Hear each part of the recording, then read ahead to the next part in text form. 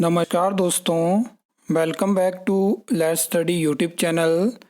इस वीडियो में हम हिमाचल प्रदेश में जूनियर इंजीनियर सिविल के बारे में बात करने वाले हैं। सबसे पहले हम स्टार्टिंग में बात करेंगे जो रिसेंटली एग्ज़ाम कंडक्ट हुआ है 149 वैकेंसी के लिए, और पिछले कल उसके आंसर की आपको देखने को मिली है। तो कट ऑफ के ऊपर भी हम बात करेंगे कि क्या क्या चीज़ें हैं।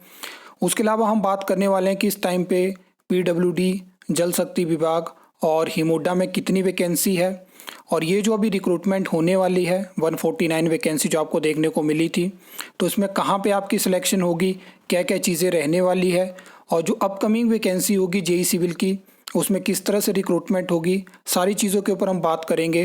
वीडियो को अंत तक ज़रूर देखना। पिछले कल एक वीडियो मैंने आपके साथ शेयर करी जहाँ पे मैंने आपको बताया कि आंसर की आ चुकी है, और छोटी सी एनालिसिस भी हमने करी थी। जितना हमारे पास उस टाइम तक डेटा था उसके अकॉर्डिंग मैंने आपको जानकारी दी थी।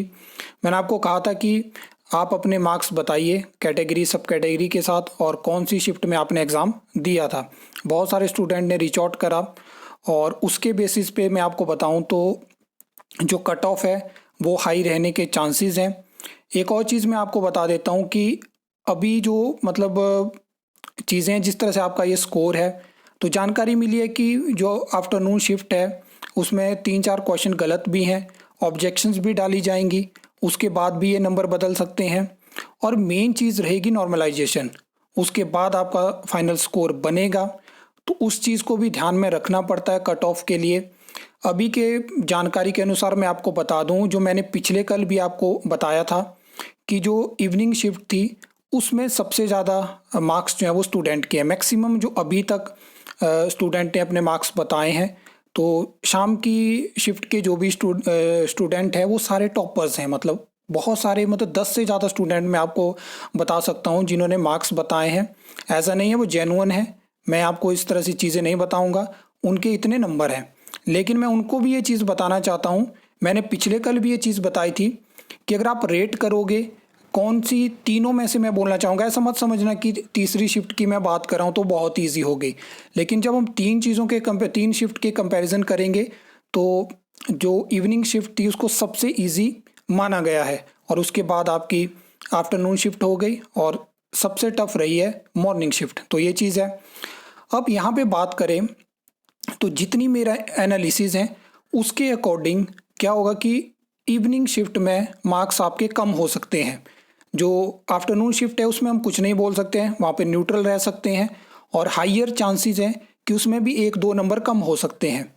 ये चीज़ें हमें पहले भी पोस्ट कोड में देखने को मिली हैं। अगर हम असिस्टेंट स्टाफ नर्स की बात करें तो वहाँ पे 6-7 नंबर भी कम होते हुए हमें दिखे हैं। तो नॉर्मलाइजेशन आपको पहले से पता था कि नॉर्मलाइजेशन होगी, उसके लिए आपको तैयार रहना है। अब तीसरी शिफ्ट के यानी इवनिंग शिफ्ट के जो भी स्टूडेंट हैं, अगर उनको ऐसा लगता है कि मैं ये चीज़ गलत बोल रहा हूँ कि वो इजी नहीं थी, तो देखिए ये चीज़ें उस दिन क्लियर हो जाएंगी जिस दिन फाइनल रिजल्ट आएगा। आपके सामने आपका स्कोर होगा, नॉर्मलाइजेशन के बाद जो आपका स्कोर बना वो भी आपके सामने होगा। लेकिन उस दिन आप आवाज़ नहीं उठा पाओगे। उस दिन आपके मन में ये चीज़ ज़रूर होगी कि उस टाइम पे हमें पहले ही इस चीज़ की जानकारी दी गई थी। तो अभी ये बोलने का मतलब ये है कि आपको किसी भी शिफ्ट में लगता है कि कोई ऑब्जेक्शन है, कोई क्वेश्चन गलत है, तो इसके लिए टेलीग्राम ग्रुप बनाया गया है। ऑब्जेक्शन जो है वो डालिए, और अगर आपका एक नंबर भी बढ़ता है तो बहुत बड़ी बात है, क्योंकि अभी जो आपके स्कोर हैं उसके अकॉर्डिंग एक नंबर पे मान लीजिए हो सकता है कि 20-30 स्टूडेंट हो। नॉर्मलाइजेशन के बाद पॉइंट पॉइंट की गेम चलेगी, तो उस चीज़ का आपको ध्यान रखना है। बाकी और भी चीज़ें हो सकती हैं। देखिए अपना जो एनालिसिस होती है ज़रूरी नहीं है कि वो सही हो, लेकिन लगभग जो है वो 1000 के आसपास स्टूडेंट के अभी तक रिस्पांस मिल चुके हैं। काफ़ी ज़्यादा ऐसे भी स्टूडेंट हैं जिन्होंने 100 प्लस जिनके मार्क्स हैं या 90 और 100 के बीच में है, वो ऑलरेडी जॉब भी करते हैं। ऐसा नहीं है सब ज्वाइन नहीं करेंगे, तो वहाँ से भी कट ऑफ ड्रॉप हो सकती है। बाकी जो मैंने बात करी कि इवनिंग शिफ्ट में हमें इजी क्वेश्चन पेपर देखने को मिला बाकी 2 शिफ्ट के कंपैरिजन में, तो उसमें आपकी गलती नहीं है। जिन्होंने तीसरी शिफ्ट में एग्ज़ाम दिया उनकी गलती थोड़े ना है, मैं ये चीज़ नहीं बोल रहा हूँ। ये यहाँ पे रोल रहता है जो रिक्रूटिंग एजेंसी होती है कि किस तरह से प्रॉपर बैलेंस किया जाता है तीनों शिफ्ट को। यहाँ पे कोई बड़ा पैरामीटर इनके पास नहीं था। अगर तीसरी शिफ्ट में इस तरह का पेपर नहीं होता तो कट ऑफ ज़्यादा नहीं जाती, लेकिन नॉर्मलाइजेशन से भी कितने नंबर कम हो सकते हैं और जिनको टफ क्वेश्चन पेपर देखने को मिला वो भी ज़्यादा कितने नंबर इंक्रीज उनके हो सकते हैं। अब ऐसा नहीं है कि पहली शिफ्ट में कोई 60-70 नंबर पे ही स्टूडेंट ख़त्म हो गए हैं, वहाँ पे भी 85 तक हैं, वहाँ पे भी 90 तक हो सकते हैं, लेकिन डिपेंड करेगा कि वहाँ पे क्या एवरेज बनेगी, क्या स्टैंडर्ड डेविएशन हमें देखने को मिलेगी। फिर उसके बाद शिफ्ट की बाउंड्रीज जब ख़त्म होगी तो सबके स्कोर नॉर्मलाइज्ड होंगे, फिर क्या फाइनल स्कोर बनेगा, उन सब चीज़ों के बाद ही यहाँ पे डिसाइड हो सकता है। लेकिन फिर भी अगर अनरिजर्व्ड कैटेगरी में बात करूँ तो 90 एबव अगर आपके मार्क्स हैं तो आप सेफ जोन में हैं, और बाकी सभी रिजर्व्ड कैटेगरी में अगर मैं बात करूं तो 80 और 90 के बीच में आपके मार्क्स हैं। खासकर मैं बात करूंगा शिफ्ट 1 में, तो आप बिल्कुल सेफ हैं। शिफ्ट 2 में अगर हम बात करें, रिजर्व्ड कैटेगरी में आप हो तो 85 और 90 के बीच में है, तो आपके मार्क्स जो हैं वो सेफ हैं। अब नॉर्मलाइजेशन का बहुत बड़ा रोल रहेगा, क्या नंबर बढ़ते हैं, क्या नंबर ड्रॉप होते हैं, क्योंकि बहुत बड़ा पैरामीटर है। 7,000 स्टूडेंट कम नहीं होते हैं, बहुत सारे ऐसे स्टूडेंट होते हैं। इससे पहले भी बहुत सारे एग्ज़ाम के ऊपर मैंने कट ऑफ वीडियो बनाई है। बहुत सारे स्टूडेंट ऐसे होते हैं जो फेक नंबर भी बताते हैं, जानबूझ के ज़्यादा नंबर भी बताते हैं, और बहुत सारे ऐसे स्टूडेंट होते हैं जिनके नंबर ज़्यादा होते हैं लेकिन वो अपने स्कोर जो है वो शेयर नहीं करते हैं, वो किसी भी प्लेटफॉर्म पे नहीं होते हैं, किसी भी ग्रुप से नहीं जुड़े होते हैं। बहुत सारे स्टूडेंट ऐसे पहले रिजल्ट में भी मैंने देखे हैं, लेकिन मैंने सेफ स्कोर आपको बता दिया। और इसके अलावा अगर हम बात करें तो देखिए 149 वैकेंसी निकली है। इसमें आप जानते हैं कि जॉब ट्रेनी है, जहाँ पे 2 साल का आपका as a job trainee period रहने वाला है। उसके बाद एक क्वालिफाइंग एग्ज़ाम आपका होगा। इस पोस्ट के लिए ये पोस्ट कोड है, इसका सारा एडमिनिस्ट्रेटिव कंट्रोल रहेगा डायरेक्टरेट ऑफ रिक्रूटमेंट के पास। अभी उनसे जानकारी भी मांगी गई है कि आप बताइए कि कितने सैंक्शन कैडर की आपने शुरुआत करी है, क्योंकि एग्जैक्ट नंबर हमारे पास नहीं है। तो यहाँ पे मैं आपको बता दूं कि ये जो 149 वैकेंसी है, इसमें सबसे ज़्यादा वैकेंसी है जल शक्ति विभाग के लिए, उसके बाद है पीडब्ल्यूडी के लिए, और उसके बाद है हिमुडा के लिए। तो यहाँ पे आपकी जिन भी स्टूडेंट 149 कैंडिडेट की सिलेक्शन होगी तो उनको जो है वो 3 जगह भेजा जाएगा। रहेंगे वो जॉब ट्रेनी, सारा एडमिनिस्ट्रेटिव कंट्रोल डीओआर के पास होगा, लेकिन जॉब तो आपकी किसी डिपार्टमेंट बोर्ड कॉरपोरेशन में ही होगी। इस चीज़ को शेयर करने का मेरा मोटिव था कि आपने देखा कुछ टाइम पहले टीडीसी हो गया, टीसीपी की भी रिक्वेजिशन पहुंची थी, और मैं चाहता था कि ये जानकारी मिल पाए कि क्या एक कॉमन कैडर की शुरुआत हो चुकी है, क्या बाकी डिपार्टमेंट बोर्ड कॉरपोरेशन की वैकेंसी भी इस तरह से आएगी। तो इसी के लिए डायरेक्टरेट ऑफ रिक्रूटमेंट के ऊपर आरटीए लगाई गई थी।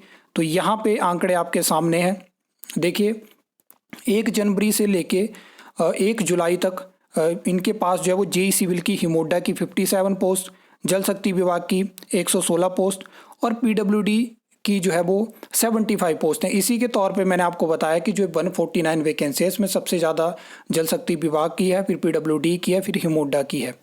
अब देखने वाली बात होगी कि जब हमारे पास जानकारी पहुंचेगी कि कितने कैडर यहाँ पे जो डिस्टिंक्ट कैडर की सरकार ने बात करी है डीओआर में, तो कितने का बनाया गया है और कितनी जो है यहाँ पे वैकेंसी वैकेंट है, क्या क्या चीज़ें हैं, क्या बाकी डिपार्टमेंट बोर्ड कॉरपोरेशन की वैकेंसी की रिक्वेजिशन जब डीओआर के पास पहुँचेगी तो उनको भी यहाँ पे क्लब किया जाएगा। वो जानकारी भी आपको जल्दी देखने को मिलने वाली है। लेकिन अकॉर्डिंग टू डेटा अगर हम बात करें तो इस टाइम पे जो वैकेंसी है पीडब्ल्यूडी में हो गया, जल शक्ति विभाग में हो गया, हिमुडा में हो गया, तो बहुत ज़्यादा पोस्टें वैकेंट है। उसके सामने 149 पोस्ट भी कुछ भी नहीं है।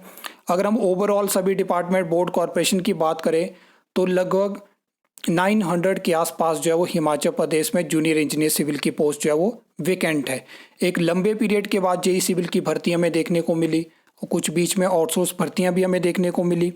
अगर पीडब्ल्यूडी की अगर हम बात करें तो इस टाइम पे 403 पोस्ट जो है वो वैकेंट है, जिसमें से कि डायरेक्ट रिक्रूटमेंट की 368 पोस्ट हैं। और आप यहाँ से अंदाज़ा लगाइए कि अगर 75 तो पूरी पोस्ट नहीं भरेंगे टेस्ट के माध्यम से, बाकी आपको पता है कि अलग अलग सेल से भी रिक्रूटमेंट होती है, उसके बावजूद भी अप्रॉक्स 300 के आसपास पोस्टें यहाँ पे वैकेंट रहने वाली हैं। आगे जल शक्ति विभाग में हम बात करें तो यहाँ पे 296 पोस्ट वैकेंट है और डायरेक्ट रिक्रूटमेंट यानी टेस्ट वाली 249 है। हिमुडा की बात करें तो यहाँ पे टोटल 26 पोस्ट वैकेंट है, डायरेक्ट रिक्रूटमेंट की 25 है। तो ओवरऑल वैकेंसी की बात करें तो डायरेक्ट रिक्रूटमेंट की 642 वैकेंसी तो इन 3 डिपार्टमेंट बोर्ड कॉरपोरेशन में है, उसके अलावा आप जानते हैं पंचायती राज हो गया, म्यूनसिपल कॉरपोरेशन हो गया, एग्रीकल्चर हो गया, इलेक्ट्रिसिटी बोर्ड में अब रिक्रूटमेंट नहीं होगी, पीसीएल हो गया, टीसीएल हो गया, और उसके अलावा एचपीएमसी हो गया, एचपीएसआईडीसी हो गया, पॉल्यूशन बोर्ड हो गया।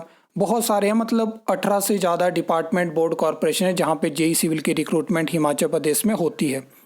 अगर यहाँ पे हम बात करें तो देखिए कट ऑफ के ऊपर डेडिकेट वीडियो आएगी जहाँ पे हम बात करेंगे। यहाँ पे मैंने आपको सेफ स्कोर बताए। उसके अलावा इस वीडियो के कमेंट में भी आप बताना कि आपके कितने मार्क्स हैं, आपका कल से लेके अभी तक क्या एनालिसिस है, आपके जो दोस्त हैं उनके कितने नंबर है। बहुत सारे स्टूडेंट ने भी ऐसा बताया, क्योंकि एक जो स्टूडेंट थे उन्होंने जानकारी दी कि मेरे 2-3 दोस्त हैं, उन सबके 100+ मार्क्स हैं। तो फिर उनसे बात हुई, आगे की पूरी जानकारी उनसे ली गई कि क्या क्या चीज़ें क्या जेन्युइन है। तो ऐसे बहुत सारे स्टूडेंट ने रीच आउट करा है। और बाकी अब यहाँ से आगे मैं आपको एक चीज़ बोलना चाहूँगा कि आगे लॉटरी सिस्टम है, और यहाँ के बाद अगर मतलब जो इंसान की डेस्टिनी होती है वो बहुत ज़्यादा मैटर करेगी। अभी एक पेपर नहीं है, पहले ऐसा होता था कि आप सभी के लिए एक पेपर होता था। अभी 3 पेपर थे, उसमें आपकी गलती नहीं है कि किसी शिफ्ट 1 में आपका पेपर पड़ गया। अब जो किस्मत में चीज़ें हैं, कैसे चीज़ें ये डील करते हैं उसकी जानकारी मुझे भी नहीं पता है कि कैसे किसको कौन सी शिफ्ट दी जाती है। लेकिन मैं आपको बताना चाहता हूँ कि इससे पहले भी अलग अलग जब हमने एग्ज़ाम की बात करी तो कुछ स्टूडेंट थे जो बात करते थे कि पहली शिफ्ट में और जो दूसरी शिफ्ट होती है उसमें सबसे ज़्यादा टफ क्वेश्चन हमें देखने को मिलते हैं। और इस एग्ज़ाम ने भी वो चीज़ें प्रूव करी हैं। और आगे जो जेओआईटी और पंचायत सेक्रेटरी का एग्ज़ाम होगा वहाँ पे भी वो चीज़ें आपको देखने को मिल सकती हैं। तो इन सब चीज़ों का ध्यान रखें। यहाँ के बाद आप कमेंट भी कर सकते हो, और ऑब्जेक्शंस जो डालनी है उनको भी आप डाल सकते हो। टेलीग्राम ग्रुप जो जेई सिविल इस पोस्ट कोड के लिए बनाया गया है, उसका जो लिंक है वो कम्युनिटी पोस्ट में आपको मिल जाएगा, आप ज्वाइन कर सकते हो।